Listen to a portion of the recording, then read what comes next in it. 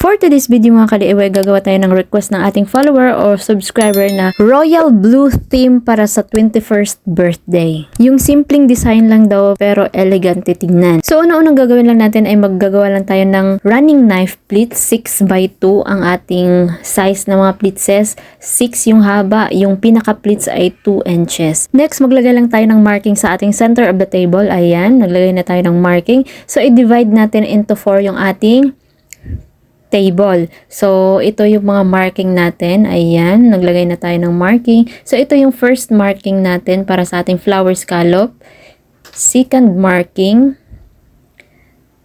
Third marking at pang-apat na marking. Ayan. Actually, marami na tayong mga ganitong design, mga flower scallop. Hanapin nyo na lang sa ating YouTube channel sa playlist or sa videos. Next natin gagawin ay maglalagay tayo ng thumbtack sa ating table at maglagay na tayo ng tire wire. Kung wala kayong tire wire, pwede plastic straw or ribbon gagamitin nyo para pang tali. So, itong dulo ng ating tablecloth. Ayan. So, ang ginamit kong tablecloth ay half lang ng 60 width. Ayan. At yung haba na magagamit natin ay nasa 8 yards. Ang gamit nating tablecloth ay silk alpagena or spongy Jenna. Ayan, tatalian na natin yung ating tablecloth, yung dulo ng tablecloth. Then, gagawa tayo dito ng 3 na dangkal, 3 dangkal or nasa 21 inches yung haba. Then, tupiin natin at tatalian. So, yan yung first fold natin. Siya yung ating ribbon scallop. So, pagkatapos natin magawa yung pang-ribbon scallop natin, gagawa tayo dito ng 3 folds nasa 7 inches or 9 inches. Depende sa haba na gusto nyo. So, yung ginawa ko ay 7 inches lamang. Ayan. So, gagawa tayo dyan ng 3 folds. So, marami na tayong video na ganito mga ka-DIY sa ating YouTube channel. Hanapin nyo na lang sa videos or sa ating playlist na table skirting tutorial. Mas marami kayong mapagpipilian dyan. At meron na akong mga ganitong flower scallop na mga in-upload. So, hanapin nyo na lang po. So, ito na yung 3 folds natin. So, yung sobrang tali, itatali na natin sa kanila. Ayan, para hindi magkalasan. At yung sobrang tire wire, natin, siksik dun sa ating pleatses. Para nakatago siya. Ayan, isiksik mo lang yan sa gilid. Ayan.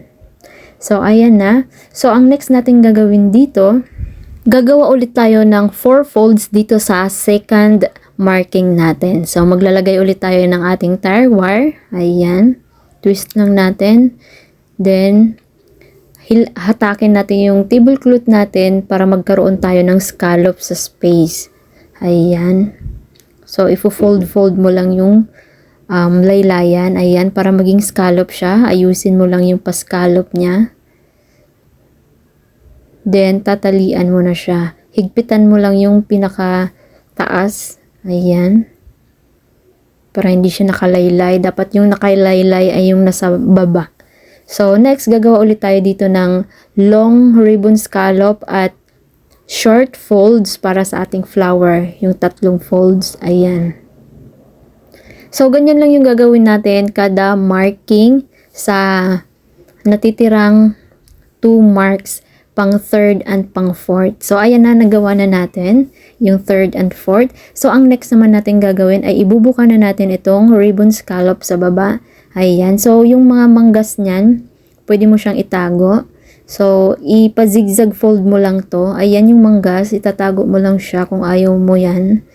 So, itago mo lang siya, i-fold mo lang paloob.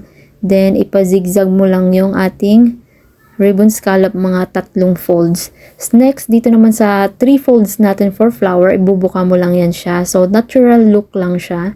So, kung yung tablecloth mong gamit ay 60 width, yung buong tela, so mas makapal yun. So, dapat gagawin mo siyang pa-zigzag. So, dito dahil manipis lang yung half ng 60 width, so natural look yung ating pagbuka sa ating mga fold sa ating flower. Sa magtatanong sa ating mga size ng ating tablecloth, so ayan sa taas.